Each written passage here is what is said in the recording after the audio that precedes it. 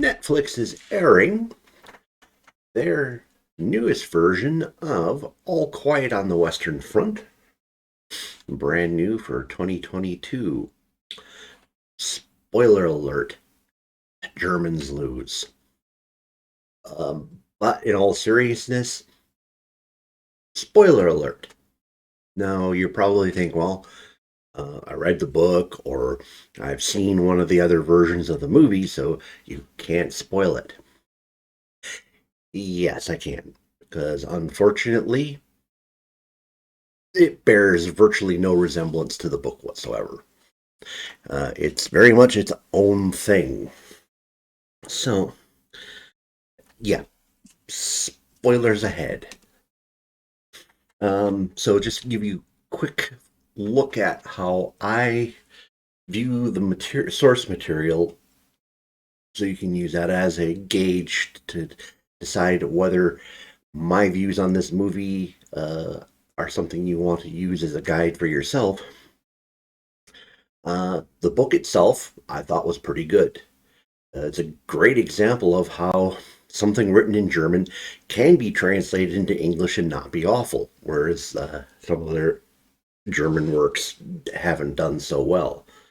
Um, I think the original 1930s movie is good, but I don't think it's actually the best version of it. Uh, I think it's got a bit of snob appeal because it's the essentially the original take on things, and if you're artsy, you're going to have a tendency to go back to that. Uh, the movie itself, obviously, for the 30s version, is decent. I mean, it's a good movie, but it's funny because it's one of those odd things where a lot of things that are in the movie are kind of tropesy, but they weren't really tropes at the time because no one had really made a war movie along those lines. So if you look back at it with our modern lens, you'll go and go, oh, yeah, I kind of know what's going to happen because there's there's that character who does X and he's going to die here, and you can pretty much see that kind of stuff coming. Um, so if you're able to completely pull yourself out of it and just kind of do the whole, okay, yeah, this was the trope setter rather than the trope follower, um, you probably enjoyed a little bit more. Uh, but I really think the 1970s version with Richard Thomas is by far the best version. Follows the book very well, makes some departures, but the departures are all well within the spirit of the book. Acting is well done. I believe it was actually even a made for TV movie, but the budget is phenomenal for it. Acting is great. It's worth seeing. So that brings us to this one. Okay, as I said, it doesn't really follow the book at all. It's in fact, there's points where it loosely touches on it and then fades away. Uh, One of the major things I can say for the movie is it doesn't really have a plot. Uh,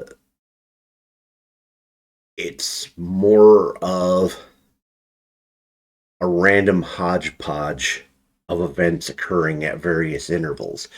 I suspect what the writers and directors were attempting to do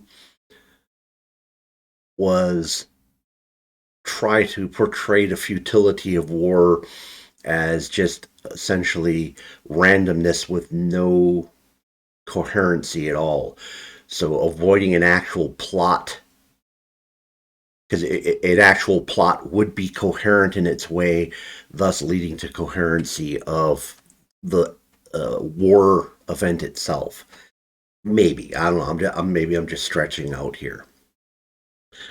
So we get a brief moment where the final day of school and Paul and his main little group of guys decide they're heading off to the army. Uh, and they have the teacher give the kind of the rah rah speech, and so that kind of fits, but it's a very contracted, truncated thing compared to what's going on in the book. And then um, there's a prelude to this where you're seeing that things aren't particularly going well on the front. They're collecting up bodies, they're stripping uniforms off the bodies, they're washing and sewing and repairing the uniforms and getting them ready for reuse. This looks kind of promising at first, and they do something very interesting with this. And here's something I will avoid spoiling because it's probably literally the best thing in the entire movie. I'll just call it the name tag scene.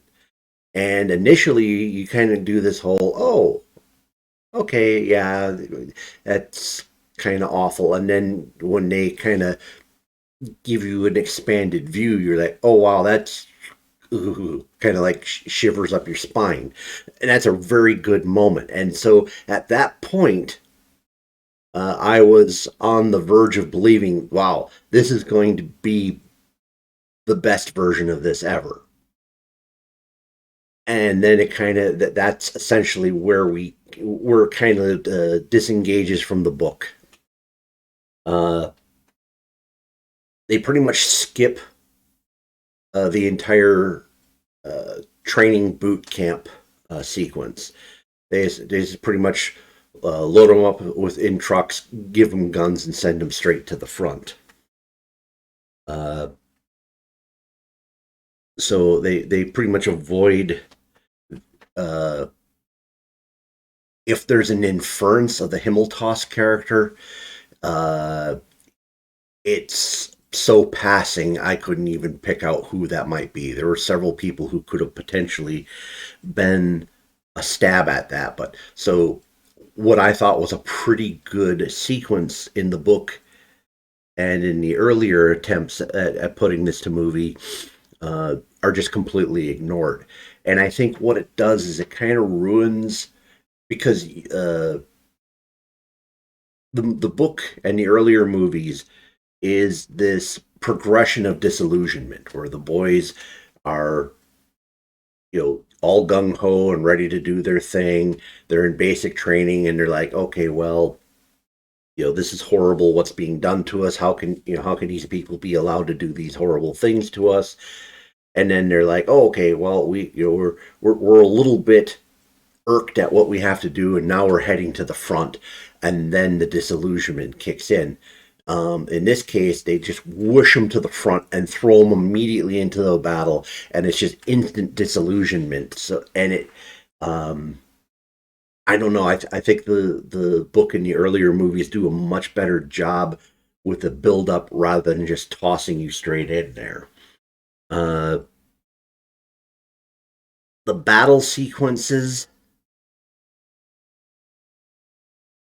to me seem a bit off where I don't think they're historically accurate. They seem to lend towards uh, being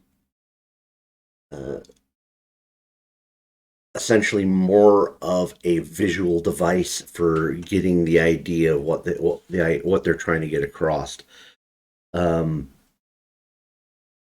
But they extract the characters out of battle a great deal. And one of the things that's I thought was another problem is they pretty much don't deal with the four friends very much. At least not in a way where you gain extreme sympathy for them and you're kind of going along for the ride with them, and as more and more horrible things befall them, you realize that this is going in a very futile direction.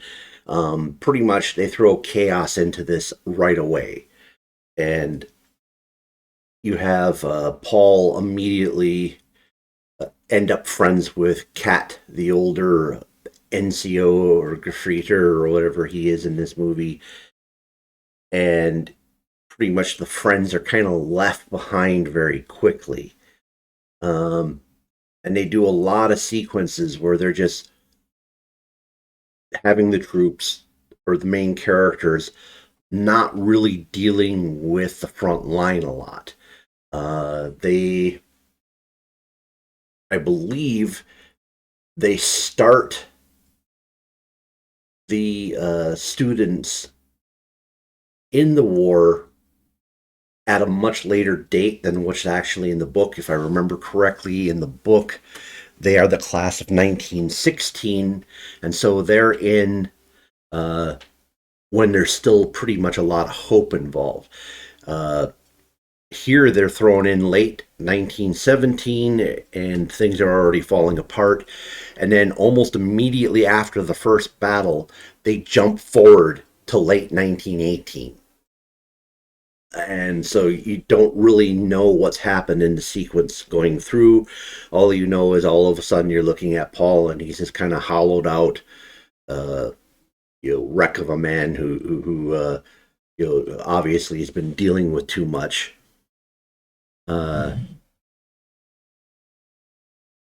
then I don't know, they decide to take several interludes where they are dealing with the high level negotiations that are going on to end the war.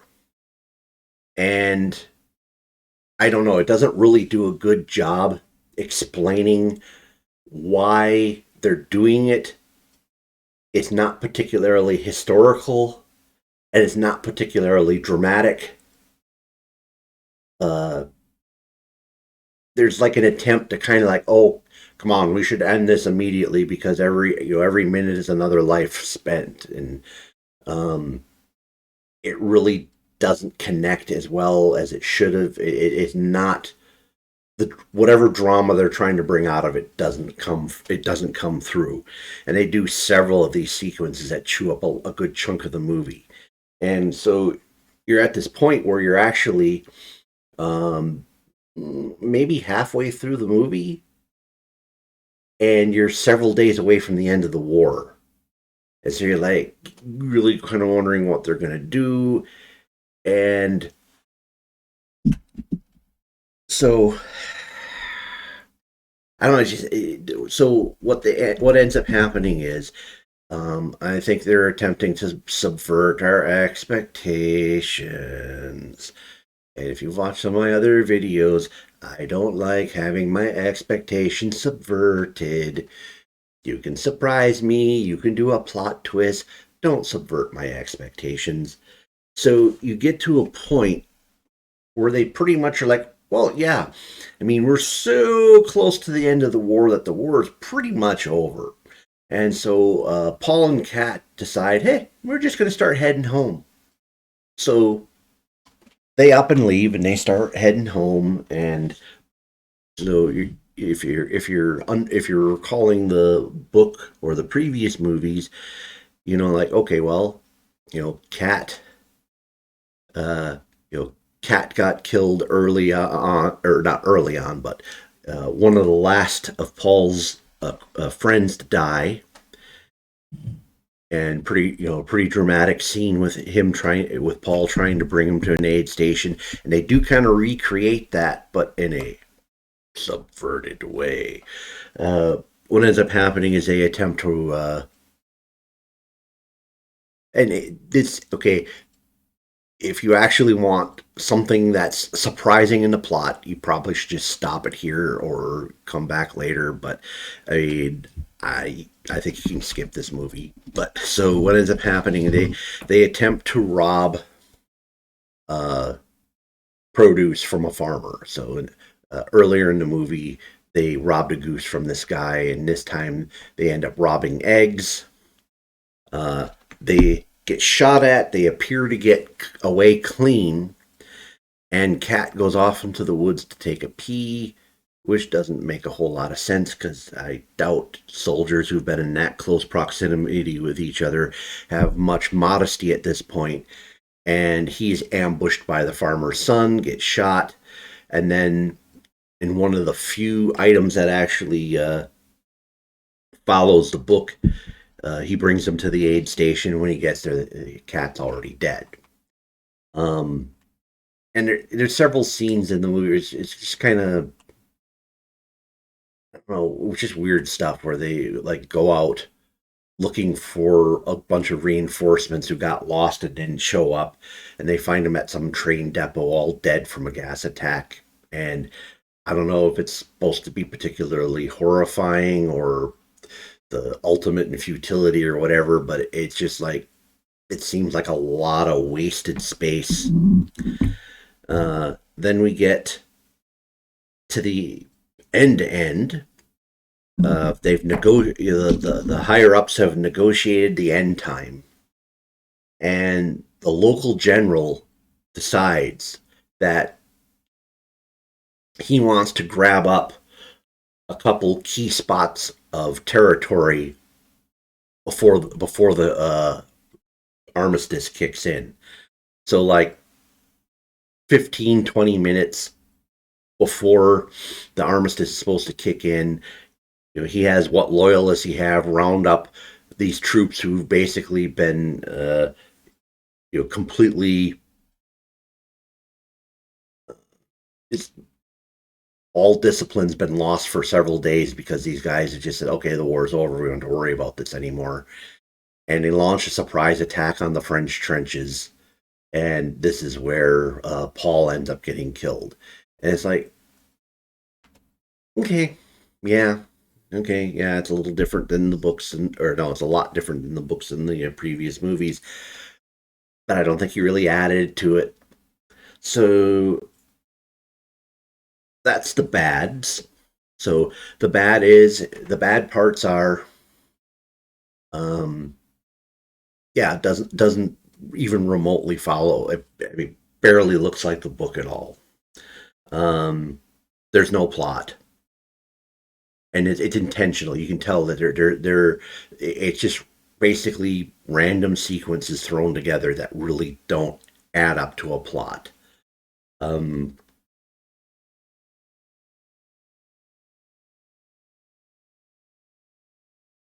yeah, okay, I'll say the acting was good. Uh, German actors, subtitled, it works. I think the translations were relatively good. Obviously, it's really hard to read and listen at the same time when they're talking different languages. But I mean, there's only a couple of times where idioms come up, and they basically took known American English idioms and inserted them rather than trying to directly translate them. So I would say the translations are probably good. Acting is fairly decent when they let the actors act, but towards the end they kind of get wooden. Um, Probably one of the more famous scenes in the book and early movies is a spot where Paul gets trapped in no man's land and falls into a crater, ends up stabbing a French soldier, and because he can't get out of there and he feels horrible for what he did, he ends up staying with the French soldier uh, for like a couple of days, or at least the full length of a day, watching the guy slowly die and kind of trying to help him because he feels bad. And they do reenact this scene in the movie, and they in in movie time it's a rapid sequence. I mean, in basically in real time it's a couple of minutes. In movie time, it's like 15 minutes of movie time where it's like, okay, I stabbed you a bunch of times and now you're dying. I feel bad about it. And so I'm just going to sit here and watch you expire quick, which loses all the drama of the original setup. Visually, it's kind of good. I mean, there's at points where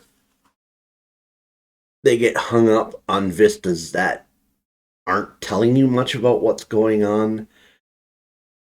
And like the initial trench setups look really good. The aftermath of some of the attacks, not so good.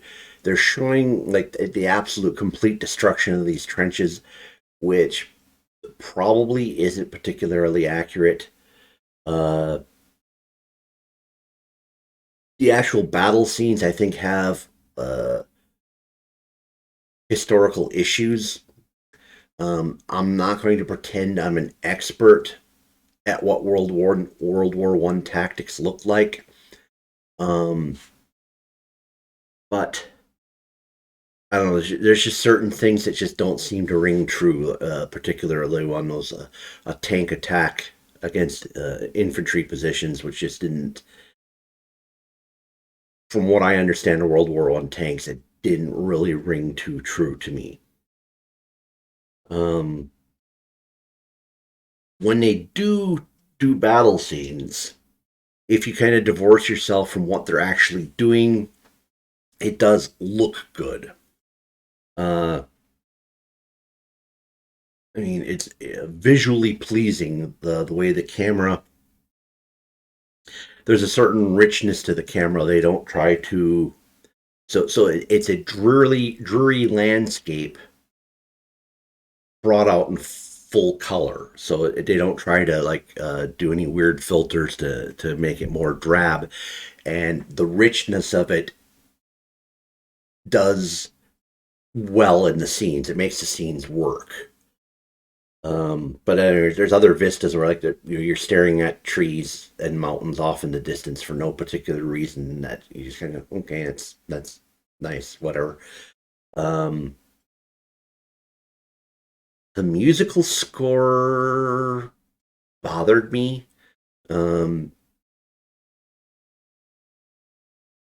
I think they were trying to create this ominous sense of foreboding or